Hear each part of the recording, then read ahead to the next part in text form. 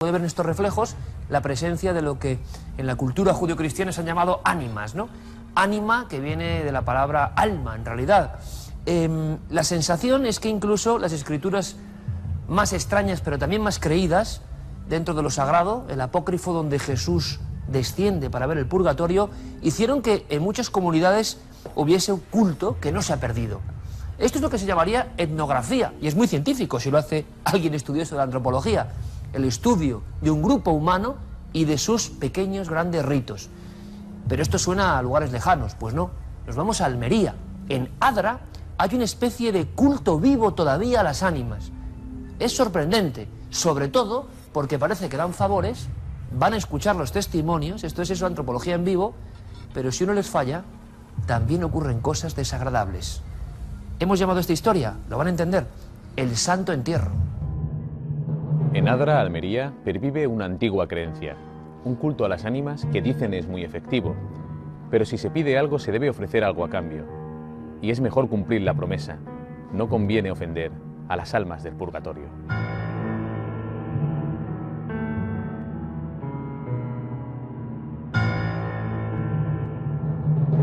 La mayoría de los vecinos de Adra ora a las ánimas, pero pocos hablan de ello. Temen traicionar las reglas. No se debe revelar lo que se pide ni lo que se les debe. Y si se va a la ermita, siempre hay que rezar desde el corazón.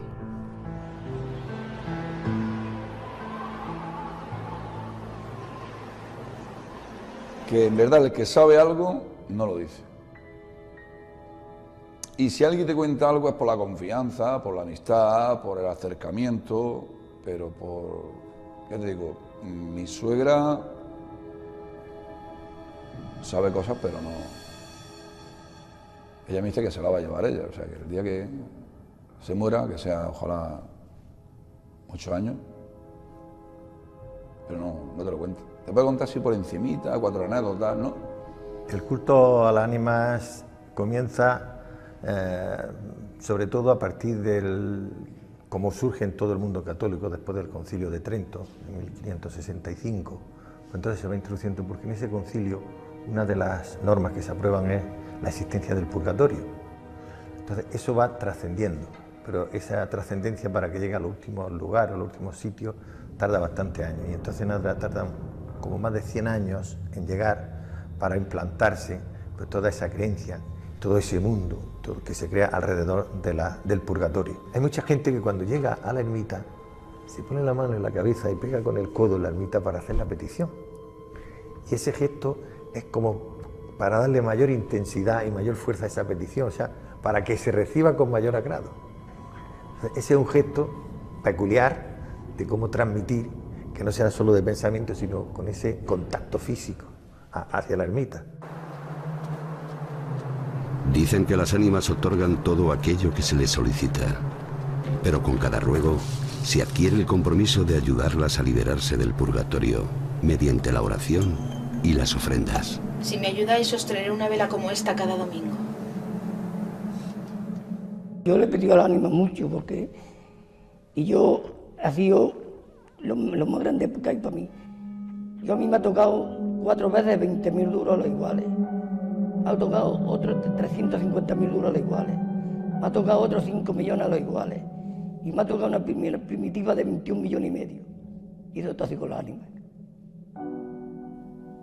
Eso. Y no me toca más, ya se lo he dicho a su compañero, porque le ofrecí una cosa que... Y no se lo he podido, no, porque está en Almería y no hay. Si una vez satisfechas las plegarias, se quebranta el trato cerrado con las almas en pena, empiezan las calamidades. Primero, se siente una intranquilidad general. Después, se percibe la llamada del más allá. Mi padre se tiró 50 años en la fábrica de azucarera, la fábrica de conserva, y me contaba que una tarde llegó, ya de noche, salió de la fábrica, y entró, claro, en el comedor pues había una butaca de aquellas que tenían los viejos, una butaca de esas de madera, que había sentado una mujer muerta de luto, pues llegó buenas tardes. Entra para adentro a la cocina, que estaba mi abuela viendo, y dice, mamá, ¿quién es la mujer que hay ahí? Y dice, ¿qué mujer? Dice, la mujer que hay ahí dentro de la hamaca. Y dice, ¿qué mujer? Y salen para afuera y ya no estaba la mujer, y eran las ánimas. Los difuntos quieren hacer el bien, pero vagan por un lugar terrible. Por eso a veces son impetuosos si se les falla o si se permite que la luz de las velas de la ermita se apaguen, condenándolos a la oscuridad. Estaba acostada, mi madre hacía más sorda que una tapia, mi madre hacía sorda. Y a mejor a las 2, a las 3, a las 4 de la mañana, días como hoy, que había mucho viento o agua, y se apagaban las luces de la EDA.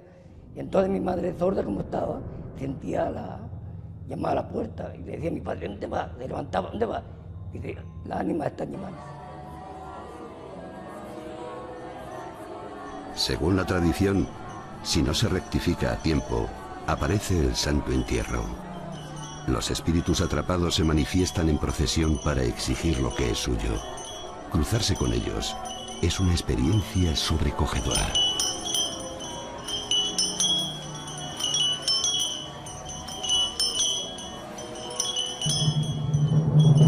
Si no se cumplen las promesas, hay represalias, que, entre comillas, por parte de las ánimas, porque hay personas a las que le aparece el llamado Santo Entierro, que así es como se conoce en Adra, que son una especie de procesión, una santa compañía moderna, que aparece sobre todo en esa calle que lleva a la ermita de la ánima, en la Rambla de las Cruces, se aparece y son personas vestidas de negro que van en procesión, que llevan velas, y a los que no les pueden mirar a la cara. Si te lo encuentras y les miras a la cara, dice, según la tradición, que te cogen y te llevan y formas parte de esa comitiva o esa procesión de muertos. 2 amigos que venían Rambla de las Cruces y uno pues se arrodilló, según cuentan.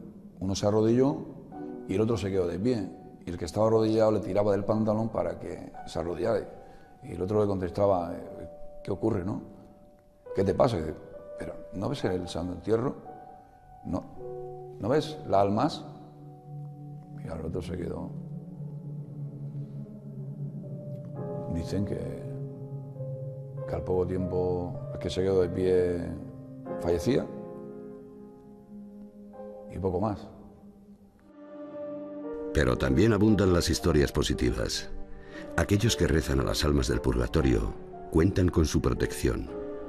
José Cazorla sospecha que le salvaron de una tragedia impidiendo que sonara su despertador. Es curioso que aquella noche, hablando tanto de las ánimas benditas, de aquellas curiosidades que le contaba a su abuela, a mi mujer, o mi propia suegra, llegó a preguntarme, porque soy locutor deportivo, y esa misma semana viajamos hasta la ciudad deportiva del Viso para enfrentarnos al filial del Málaga, el Atlético malagueño. Y le dije que el autobús iba a las 7 de la mañana y me dijo que no fuera. No ha sonado el despertador, ¿no? Dije, no. ¿Te acuerdas lo que te dije anoche? Lo voy a decir. Digo, sí, que no vaya. Pues no vaya. Pero mi sorpresa fue cuando llamé al hijo del presidente para que me pasase las alineaciones y me dijo que de dónde llamaba yo. Digo, ¿que de dónde te llamo? De aquí, de la emisora de radio te llamo.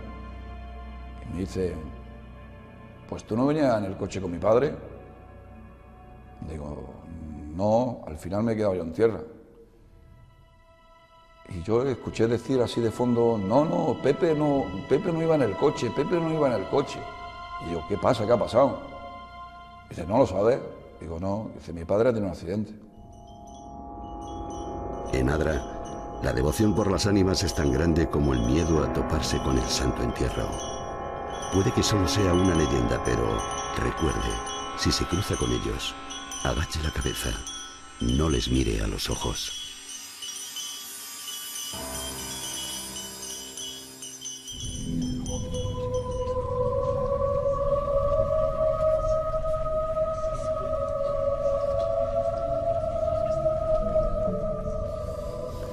Yo en mi biblioteca tengo algunos libros extraños, es cierto, que hablan y reproducen la imagen de las ánimas, en este caso de las ánimas del purgatorio en la provincia de Valladolid, y hay un nexo común, cuerpos blanquecinos, medio etéreos, medio físicos, lamentándose entre llamas, rezando, pidiendo por una salvación.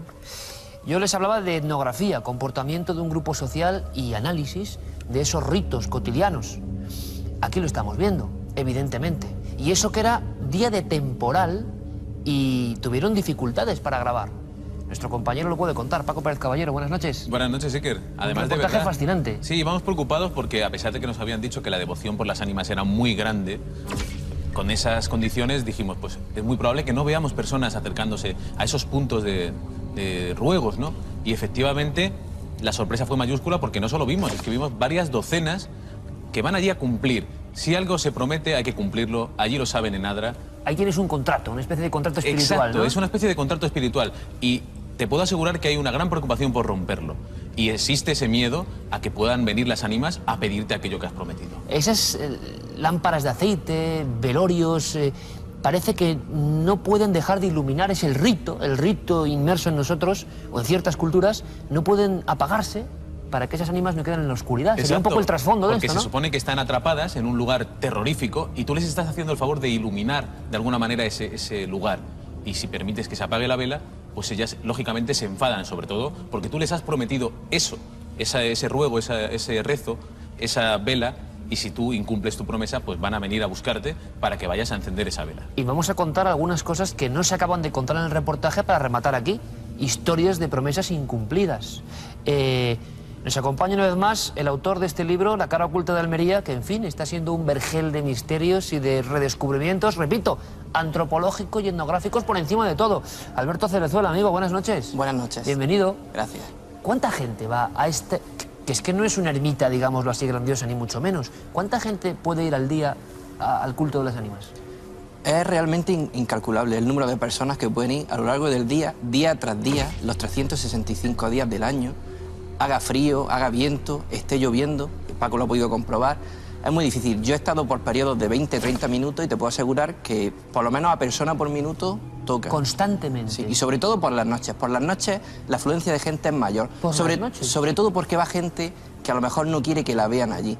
Políticos, famosos, gente que a lo mejor, porque como es un contrato muy privado, está entre la ánima y la persona que ha hecho esa promesa o esa manda, como así se llama este contrato divino, como bien habéis explicado, no se quiere que se sepa, es algo muy privado, y entonces aprovechan la noche o la madrugada para ir. Ha habido varias historias profundamente humanas y, como siempre decimos, que cada uno desde su creencia personal opine lo que quiera. Aquí lo que analizamos es un gesto sociológico impresionante y que ojalá tampoco se pierda, ¿no? Son esas cosas que nos hacen distintos. La creencia profunda, ¿por qué? Porque debe haber algunas pruebas que hacen que la creencia se regenere. Si no resulta, no existiría esta creencia. Con cierta fe, cierta disposición. Alberto, hemos visto la historia de un hombre que le han tocado no sé cuántas veces la lotería, pero es que me decías que era en el mismo año. Pero ese hombre hizo su contrato y no cumplió su promesa. ¿Cuál es la historia? Efectivamente, Manuel, que es muy conocido en Adra como Manuel, el de la ánima, él pidió supuestamente bienestar o una gran calidad de vida para su familia, para los suyos, y le tocaron milagrosamente durante un año el cupón de la 11, la lotería, la primitiva, y ganó un montón de millones, pero como no pudo cumplir lo que prometió, se ve que este hombre prometió llevarle una estatua muy peculiar, muy concreta, de una ánima, la ha buscado, ha removido cielo y tierra y no ha podido encontrarla, y él asegura que se ha quedado en la ruina y que la ánima... Se ha quedado en la ruina después de tocarle como 10 veces diferentes premios. Lo ha perdido todo y él, entre lágrimas, cuenta que hasta que no pueda cumplir la promesa, la desgracia va a estar con él.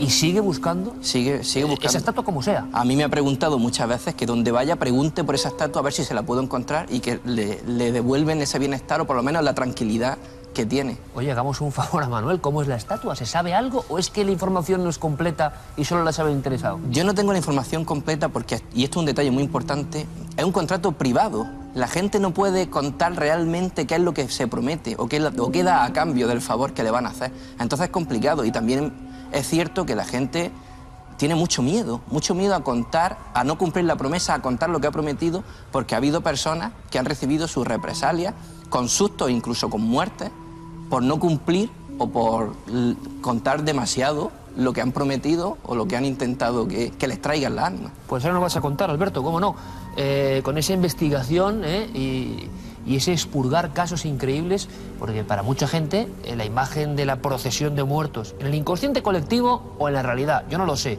pero esa imagen la teníamos como del norte de España, ¿verdad? De Galicia, pues nos hemos equivocado de lleno. Hay otros puntos, Extremadura, tal, pero en Almería está ocurriendo o se cree en esto. Paco, hemos visto una serie de simbología física incluso sorprendente. Ya no solo el tipo de velas, cómo está dispuesto eso, sino los propios movimientos que hacen los peregrinos de las ánimas. Qué Fíjate curioso, qué ¿no? interesante, en una época en la que casi nadie cree en nada, que perviva, como hemos dicho, ese rito, ¿no? Ese ritual que está tan marcado de tocar esa ermita, que realmente es un lugar muy humilde, tampoco pretendía ser una gran ermita. De hecho, esa ermita se levanta porque hay una promesa a las ánimas de que si vuelven determinados familiares de la guerra civil vivos, pues se va a cumplir esa promesa de levantar. Así nace el culto. Así se recupera ese culto que se había olvidado un poco.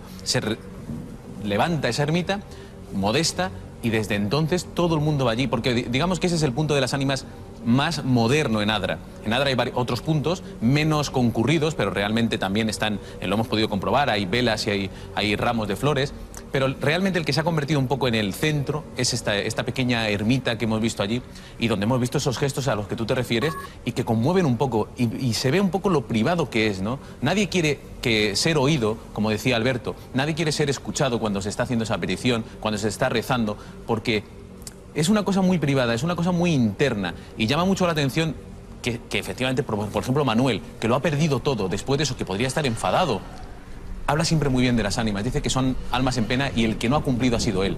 Y lo dice con dolor, hemos visto casi cómo se emociona y está deseando cumplir con las ánimas porque realmente él sabe que ha hecho un mal. Y eso conmueve y de verdad que cuando uno está cerca y está con las personas de Adra, llega un poco al corazón, ¿no? ¿Cómo se puede creer tan profundamente en algo? Represalias. La historia oculta de este tipo de contratos tiene eso, la posibilidad de que uno sufra sustos casi de muerte. Cuéntanos. Son testimonios anónimos porque la gente, como hemos dicho, no quiere que se sepa quién son, pero yo he encontrado muchos casos bastante interesantes. Por ejemplo, el de un anciano ya que me cuenta que de joven él y su hermano bromearon con la creencia en las ánimas porque sus padres eran muy devotos y cuentan que durante una semana por las noches los pisoteaban en la cama, notaban como un ente o algo que se posaba encima de ellos y les pisaba hasta que fueron a pedir perdón a la ermita de las ánimas y paró ese suceso. Además, hay otros episodios muy peculiares, como por ejemplo el de un señor que le da una patada a una lata de aceite. El aceite es una de las ofrendas típicas de allí. Se han llegado a dejar hasta latas con 25 litros de aceite, porque es muy importante que la luz, sagrado, ¿no? Claro, que la luz se mantenga. Este hombre le dio una patada a la lata de aceite y dice que en su casa empezó a notar frío, empezó a notar movimiento de cortinas, ha llegado a un punto en que las ventanas se abrían y se cerraban de forma muy violenta. Eso se paró en el mismo instante en que el hombre recordó la patada que le había dado a la lata y puso otra similar en el mismo sitio. También hay otra persona que, a raíz de una cola muy larga de personas que estaban rezando, no podía pasar con el coche, lanzó una serie de injurias tremendas sobre la ánima y dice que esa semana tuvo migraña, dolores de cabeza, un malestar que ni el médico sabía la solución, hasta que fue a pedir perdón a la ermita y desaparecieron los síntomas. O sea, pura sociología del milagro, pero que llega a límites que se conectan con fenómenos que hemos hablado aquí muchas veces. En las casas, casi, no sé si llamarlo poltergeist o no, pero la gente que sufre hasta que no regresa todo tipo de movimientos de objetos, roturas de vasos. Eso ha pasado y tú has recogido los testimonios. Sí, y hay algo muy curioso, y es que mucha gente coincide en que les tocan a la puerta. Yo hablé con una señora que decía que cada noche, aproximadamente entre las 2 y las 3 de la madrugada, le tocaban en la puerta. Ella abría y no había nadie. Es más, dice que hubo noches en las que se quedaba en vela esperando ese toque y que a pocos segundos de tocar abría y no había nadie. Una vecina le dijo, oye, ¿no tendrás tú alguna promesa incumplida? Efectivamente, lo recordó, la cumplió y el fenómeno desapareció. Pero qué curioso, porque es un fenómeno prácticamente nuevo del que no hemos hablado mucho aquí en este programa. Hay algunas escenas que a mí, por la fuerza iconográfica que tienen, me llaman mucho la atención. ¿Sabéis cuál? Por ejemplo, este hombre que nos contaba que su suegra, si no me equivoco, aun teniendo dificultades de oído, se levantaba en plena noche porque oía las ánimas. Es decir, la sensación eterna de que no se pueden dejar descolgados los pactos que tú has tenido con estas entidades que son un poco apócrifas todavía en el cristianismo, en el sentido de que no están ni del todo muertas, ni están vivas, siguen latiendo ahí, ni en el paraíso ni en el infierno, esperan su destino. Pero claro, nos dicen que aparece esa procesión, muy parecida a la Santa Compañía.